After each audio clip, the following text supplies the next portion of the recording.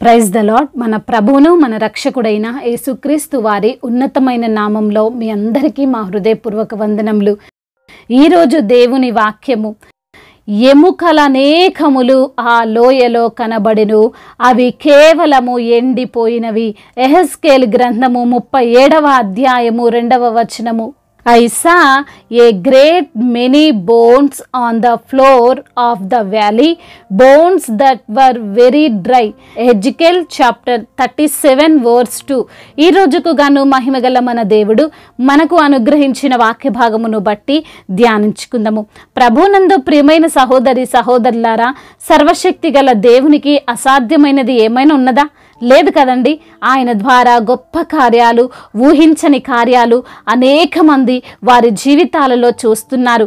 ఈ రోజున అనేకులు ఈ లోకములో చాలా విధాలైన సమస్యలతో బాధపడుతుంటారు. అవి చాలా తీవ్రమైనవి, భయంకరమైనవి, మొండివి. అయితే వాటి నుండి విడుదల రాదు, వాటిని మనం జయించలేము అని అంటారు. కానీ యేసయ్య దగ్గరకు వస్తే అలాంటి మాట రాదు, లేదు అనేది లేదు. ప్రవక్త అయినటువంటి యెహెజ్కేలుకి దేవుడు ఒక సంఘటనను అనుభవపూర్వకంగా చూయించాడు. ఒక లోయగల ప్రాంతానికి అతన్ని తీసుకొని వెళ్ళి అక్కడ అటు ఇటు నడిపించాడు. అయితే ఆ లోయలో ముత్యాలు లేవు, బంగారం లేదు, ఏ మంచి విషయము లేదు. కానీ అనేకమైన ఎముకలను భక్తుడికి దేవుడు చూపించాడు. అందులోనూ అవి ఎలాంటివి అని వాక్యం సెలవిస్తుందంటే ఎండిపోయినవి అని. అనగా సంవత్సరాలు అవి అక్కడే ఉండి ఎండకు ఎండి మొత్తం పేలిపోయి ఉన్నాయి. అయితే దేవుడు యెహెజ్కేలుతో అంటున్నాడు, నరపుత్రుడా, ఎండిపోయిన ఈ ఎముకలు బ్రతకగలవా అని. దేవుడే ఒకవేళ ఇదే క్వశ్చన్ మనల్ని అడిగితే సమాధానం ఏంటండి? ఈ లోకస్తులని అడిగితే వారి రియాక్షన్ ఏంటండి? చాలా విచిత్రమైన సమాధానాలు వస్తాయి. ఇది అసాధ్యమని కొందరంటే, ఇది పిచ్చితనమని మరికొందరంటారు. కొంచెమేమో భక్తి గలవారైతే కొన్ని బ్రతుకుతాయేమో కానీ ఈ లోయ నిండా ఉన్నవన్నీ బ్రతకవు అనుకుంటానే అంటారు. మరీ భక్తి పరులైతే అవును ప్రభువా బ్రతకగలవు అంటారు.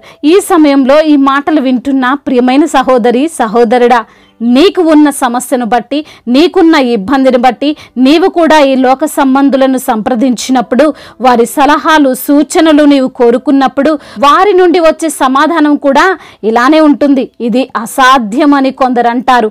నీవు గెలవవు, నీవు బ్రతకవు, నీవు బాగుపడవు, నీ జీవితమే వ్యర్థమని ఇలా ఎవరికి తోచింది వారు చెబుతుంటారు.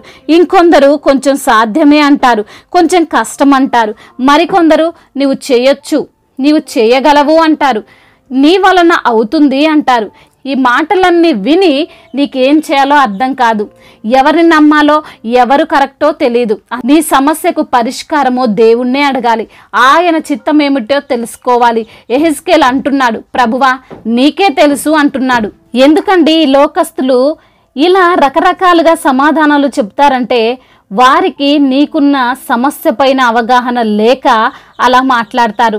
ఉదాహరణకు మన బైక్ చెడిపోయిందనుకోండి, దాన్ని ఒక మెకానిక్ దగ్గరికి తీసుకుని వెళ్తే ఒక మంచి ఆన్సర్ వస్తుంది. కానీ నీ బంధువులకో, నీకు తెలిసిన వారికో బైక్ గురించి అవగాహన లేని వారికి నీవు అడిగితే వారు రకరకాల జవాబులు చెప్తారు.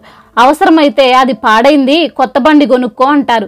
అదేవిధంగా ఈ రోజున నీ సమస్య పైన అధికారం ఉన్న దేవుని దగ్గరకు వచ్చి ఆయన్ని సలహా అడిగితే, ఆయన్ని వేడుకుంటే నీవు నిజమైన జవాబును పొందుకుంటావు.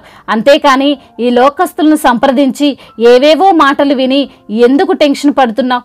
దేవుడు అంటున్నాడు, నరపుత్రుడా, ఈ ఎండిన ఎముకలతో బ్రతుకున్నట్లు నీవు మాట్లాడు అని. ఎండిన ఎముకలకు ఎముకలు తప్ప ఏవీ లేవు, చెవులు లేవు, కనులు లేవు, గ్రహించలేవు. అటువంటి ఎముకలతో దేవుడు మాట్లాడమంటున్నాడు.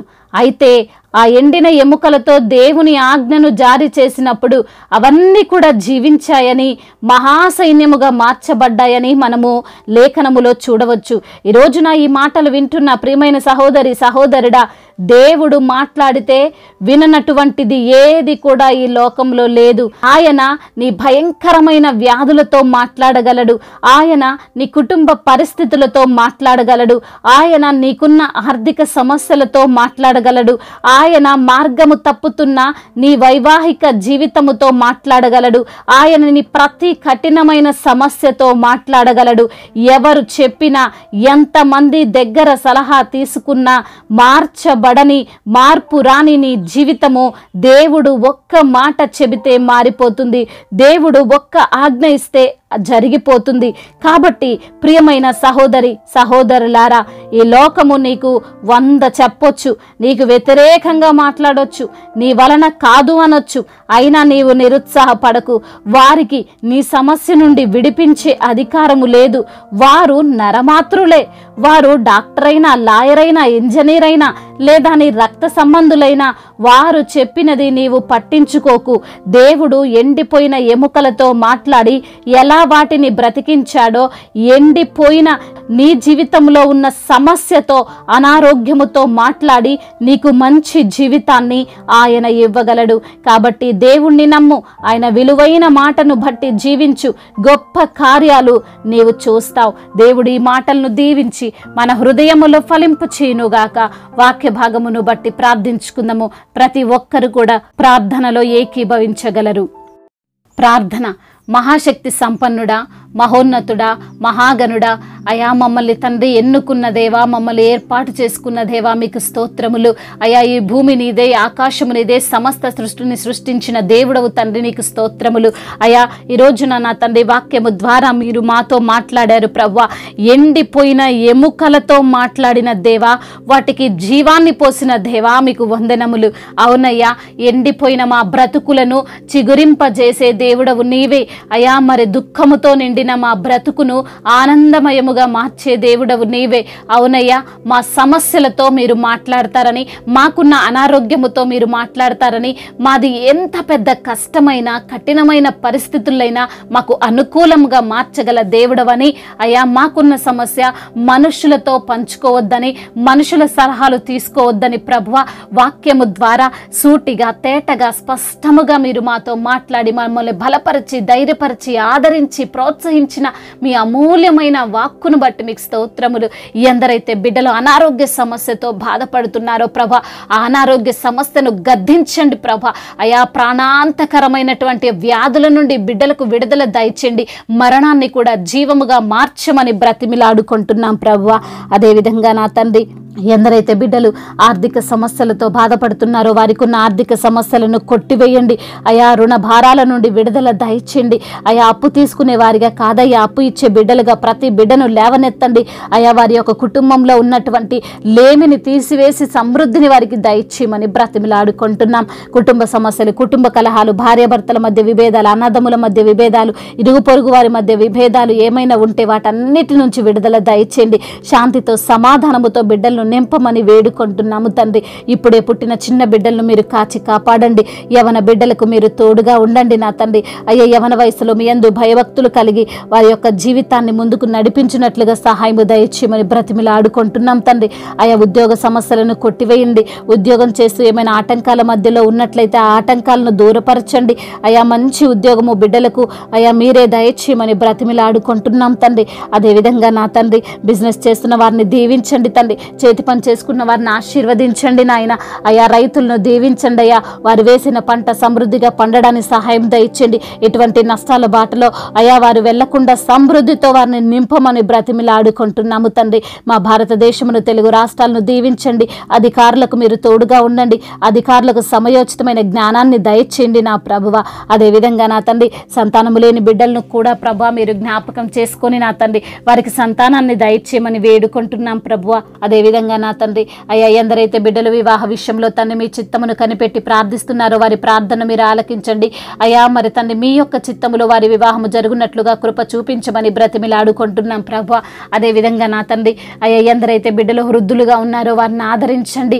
అయ్యా వారిని మీరే బలపరచండి. శారీరక బలహీనతను వారి నుంచి తీసివేయండి ప్రభా. మీ శక్తి చేత, మీ బలము చేత వారిని నింపమని వేడుకుంటున్నాం తండ్రి. ఇతర దేశాల్లో ఉంటున్న ప్రతి బిడ్డకు మీరు తోడుగా ఉండండి. అయ్యా మరి తండ్రి, అయ్యా బిడ్డలు చేస్తున్న కష్టార్జితం అంతటిని దీవించండి. వారికి తగిన ప్రతిఫలమును మీరు దయచేయమని వేడుకుంటున్నాము ప్రభువా. అదేవిధంగా నా తండ్రి, ఇంకా తండ్రి చెప్పుకోలేనటువంటి బాధతో విరిగి నలిగిన హృదయముతో అయా కన్నీరు కారుస్తున్నారు వారందరినీ కూడా మీరు లేవనెత్తమని, అయా దైవజనులకు మీరు తోడుగా ఉండమని, వారి పరిచర్యను నూరంతల ప్రతిఫలముతో నింపమని, అయా రక్షణ లేని బిడ్డలందరికీ తండ్రి అయా మీ యొక్క సువార్తను తండ్రి వినే మనసును దయచేయమని ప్రభువా. మిషనరీస్ని కూడా మీరు దీవించి ఆశీర్వదించమని బ్రతిమిలాడుకుంటూ తండ్రి ఇంతవరకు చేసిన ప్రార్థన అంతటిని మీ పాద సన్నిధిన చేర్చుకోమని, మానాథుడు సర్వశక్తిమంతుడు సర్వాధికారి అయిన నజరేయుడైన యేసుక్రీస్తు వారి అత్యున్నతమైన నామంలో ఈ ప్రార్థనను అడిగి వేడుకొని పొందుకొని ఉన్నాము మా ప్రియ పరలోకపు తండ్రి. ఆమేన్. ఈరోజు పెళ్లి రోజు మరియు పుట్టినరోజు జరుపుకున్న వారందరినీ దేవుడు దీవించి సకల మేలులతో, సకల ఆశీర్వాదములతో, కృపాక్షేమములతో, శాంతి సమాధానముతో దేవుడు మిమ్మల్ని నింపునుగాక. మీ యొక్క ప్రార్థన అవసరతలను మాకు తెలియజేయగలరు. మీ కొరకు మేము తప్పక ప్రార్థిస్తాము. మొదటిసారిగా మన యొక్క ఆదరణ వాక్యం చూస్తున్నట్లయితే తప్పకుండా సబ్స్క్రైబ్ చేసుకోగలరు. ఈ వాక్యం మీకు ఆశీర్వాదకరంగా ఉండినట్లయితే అనేకులకు కూడా ఈ వాక్యాన్ని పంపి మీరు కూడా దేవుని యొక్క రాజ్య సువార్తలో పాలిభాగస్తులు కావాలని దేవుని పేరట మనవి చేసుకుంటున్నాను. May God bless you all. దేవుడు మిమ్మల్ని దీవించి బలపరిచి స్థిరపరచునుగాక.